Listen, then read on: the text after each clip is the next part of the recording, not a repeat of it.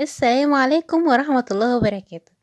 ازيك حبايبي عاملين ايه؟ يا رب تكونوا بخير. اهلا وسهلا بيكم في قناتكم قناة عالم ملكة. جايلكم فيديو جديد وحاجة كده تشجيعية وحاجة هتخليكي تحبي تقومي وتعملي حاجات كتير قوي وتديكي افكار في بيتك وفي مطبخك وفي كل حاجة. الفيديو ده جاي من البيت التركي. يلا نبدأ الفيديو بتاعنا، بس قبل ما نبدأ يلا نصلي على النبي. اللهم صل وسلم وبارك على سيدنا محمد وعلى آله وصحبه أجمعين. ما تنسونيش بدعوة حلوة، لو مش مشتركين في القناة يلا اشتركوا وفعلوا زر الجرس عشان يوصلكوا كل جديد. أول طبق هتعملوا معانا طبق، يعني انا مش هقول، طب انتوا خمنوا. بطاطس وقشرتها، جابت حوالي مثلا من 8 ل9 بطاطسات حجم متوسط، وبعد كده قسمتها نصين وبدأت تفرغها من النص وتقطع حتة من تحت عشان البطاطس تبقى قاعدة مرتاحة في الصينية. اكيد طبعا كلكم عرفتوا دي ايه، صينية البطاطس القوارب. وبنحشيها بقى لحمة مفرومة وبنحط على وشها جبنة وندخلها الفرن. بتبقى روعة روعة روعة، لو ما جربتيهاش الحقي بسرعة جربيها وبتعمليها النهاردة لأولادك، بجد هيتبسطوا بيها قوي. شكلها حلو ومغذية وطعمها لذيذ جدا جدا جدا. طبعا باقي البطاطس اللي احنا اخدناها من جوه دي مش هنرميها، دي بنحطها مع لتر مية وحبة ملح كده صغننين ونحطهم في النار ونسلقهم. طيب البطاطس القوارب اللي احنا قورناها دي هنعمل فيها ايه؟ هنبدأ نقليها في زيت زي ما انتوا شايفين، زيت حلو يعني مش قليل، يعني زيت كويس تبقى البطاطس متغرقة بالزيت. ماشي. طبعا هنحمر كمية البطاطس كلها وبعد كده تسيبيها على جنب وتبدأي تحضري الحشوات بتاعتها. ايه الحشوة بتاعتها؟ طبعا احنا قلنا ان احنا هنحشيها لحمة مفرومة. اللحمة المفرومة بقى نبدأ نعصجها ببصل وفلفل، ولو حابة تحطي فيها طماطم تمام، مش حابة تحطي تمام يعني. بس هي ايه، في ناس بتحب نكهة الطماطم في التسبيك في العصاج وفي ناس لأ يعني. بس هي انا بقى عن نفسي انا بحب وجودها، بس مش بحب احطها كتير، يا دوبك حاجة كده بسيطة.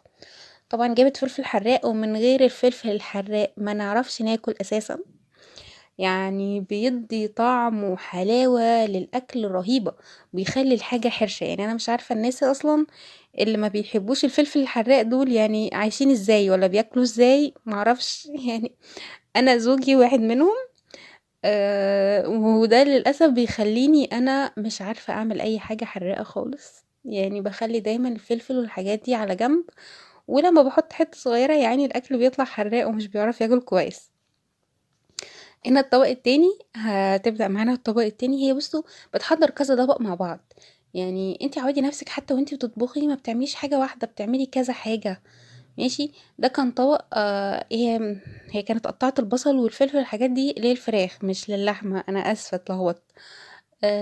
طبعا قطعت الصدر والفراخ مربعات صغيرة صغيرة وحطيتهم على في الطاسة مع معلقة زبدة او معلقة سمنة واحدة بس، وهتحطي عليهم البصل والفلفل، وبعد كده حشيت بيهم البطاطس. هي عملتها بالفراخ، ما عملتهاش باللحمة. ينفع تعمليها بكده وينفع تعمليها بكده، انا عن نفسي بحبها باللحمة اكتر. وطبعا عملت لها الصلصة بتاعتها، حطت معلقتين صلصة بيوري.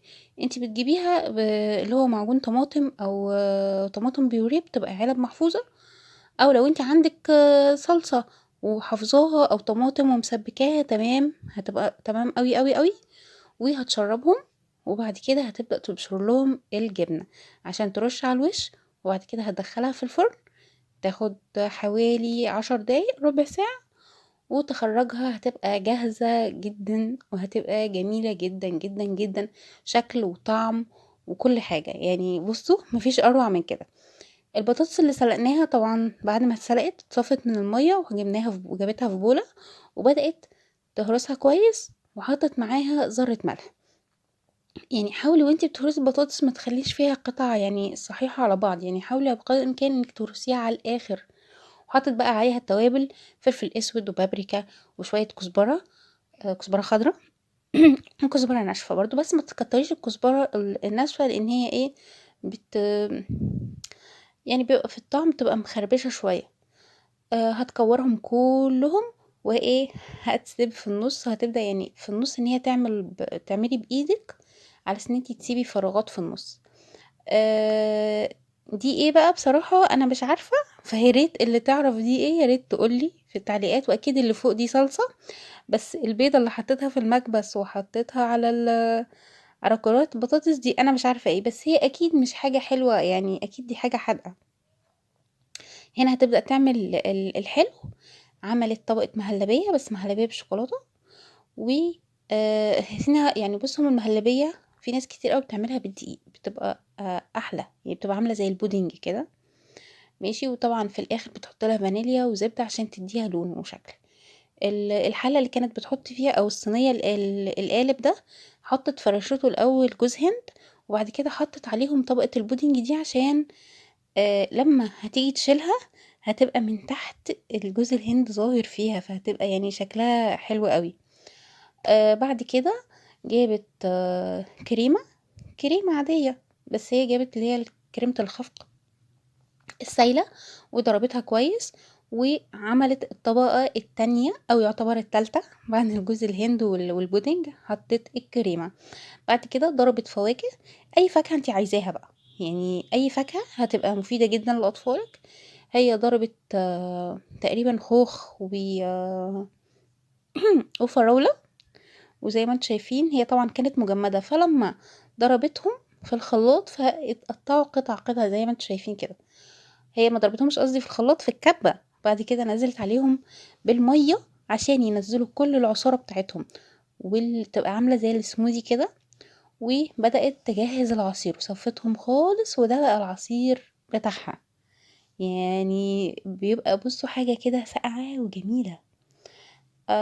بعد كده هتبدأ تحضر طبق تاني. جابت طاسة وحطت فيها الزيت وحطت البصل وحطت اللحمة، وهنا بالفعل هتعصج لحمة مش فراخ. لو لسه مكملة معايا الفيديو لحد دلوقتي ما تنسيش تضغطي على اللايك لو الفيديو عجبك، وما تنسيش تشتركي في القناة وتفعلي زر الجرس عشان يوصلك كل جديد. وكمان نصلي على النبي، اللهم صل وسلم وبارك على سيدنا محمد وعلى اله وصحبه اجمعين. وحبايبي بجد يعني ما تنسونيش في اي دعوة حلوة جميلة كده وانتوا بتدعوا ربنا. ادعولي ادعولي كتير، يعني انا بجد محتاجة لدعواتكم جدا جدا جدا. ربنا يخليكم ليا، وما يحرمنيش منكم ابدا ابدا ابدا، ولا من دعواتكم ولا من كلامكم الجميل جدا اللي بتكتبوه لي في التعليقات. يلا بينا نكمل. طبعا جابت طبقات الجلاش وبدأت تعمل ايه، تدهنها وتفرد طبقة فوق طبقة وتدهن، طبقة فوق طبقة وتدهن. بس هنا عملت ايه، طبقتين بس، وبدأت تقطعهم مثلثات. هتعملها زي هقول لكم زي، استنوا هنشوف مع بعض دلوقتي. بصوا، هي عملتها اللي هي صوابع زي المحشي، يعني صوابع كده، وبتلفها وبتلزق الطرف بتاعها في الاخر بحتة مية. دي اولا بتبقى يعني الجلاش بالطريقة دي بيبقى احسن عشان الاولاد. يعني احنا كلنا عندنا اولاد وكلنا مجربين الجلاش. لما بنعمله بالطريقة العادية انتوا عارفين هما بيعملوا ايه وبيبهدلوا الدنيا ازاي، واللحمة كلها بتقع منه وما بيستفادوش بيها. بعد كده حطيتهم في بيض وبقسماط، والطريقة الجديدة ان هي قلته، ما دخلتوش الفرن بلبن وبيض زي ما احنا بنعمل. هي قلته في الزيت وبعد كده خرجته، بيبقى طعمه تحفة على فكرة. يعني بجد بيبقى مستوي ويبقى حلو ويعني مدي قرمشة، وفي نفس الوقت طبعا الحشوة مدياله طعم ومدياله الحشوة كمان بيبقى فيها زي الصوص كده، بتبقى مش بتبقى ناشفة خالص، فبتبقى من جوه طري ومن بره مقرمش، فبيبقى طعمه شيك حلو قوي قوي قوي. كنت هقول لكم طعمه شيك يعني، مش عارفة كلمة شيك دي جاية منين. اخر حاجة بقى هتعملها معانا وهي الرز. هنا عملت الرز بلسان عصفور. مش كتير مننا في مصر بيحب يعملوا بلسان عصفور، بس في ناس عادي بتعمله بلسان عصفور، بتحمر لسان عصفور بعد كده بتحط الرز وبتعمله بالطريقة العادية جدا. احنا معظمنا بيعملوا يا اما الرز اللي هو حبة وحبة، يا اما الرز بشعرية، وده المتداول يعني، ده اللي هو بيتعمل منه كتير قوي. ما تسألنيش بقى دي اخر طبق ده ايه، عشان انا محتارة فيه. هو تقريبا رز مع دقيق مع مية مع مش عارفة اللي حطيته في الاخر ده ايه، ده زيت وتوابل ولا، يعني هو طبق غريب. هو تقريبا يعني ايه زي شوربة دجاج، يعني اللي استنتجته في الاخر هي دي شوربة الدجاج اللي بيقولوا عليها. يعني اللي هي بتبقى زي كريمية كده، وفي نفس الوقت فيها قطع دجاج وحاجات زي كده. انا جربتها مرة بس كانت جاهزة، يعني كانت بودرة. عملتها كانت بصراحة كان طعمها جميل قوي يعني. بس ما جربتهاش ان انا اعملها كده، يعني دقيق ورز وحاجات زي كده. واخر حاجة، اخر طبق طبعا عملته معانا كان طبق السلطة. وكده جهزت كل الأطباق معانا وبدأت تفردها على السفرة. يعني سفرة بجد ما أحلاها. وعلى ما أعتقد إن هي ما كلفتش كتير، يعني انتي لو بصيتي كده من أول فيديو لآخره ايه اللي كلفته، هتحسي إن هي حاجات قليلة جدا وبسيطة. وطبعا جينا هنا لآخر الفيديو وبالهنا والشفا.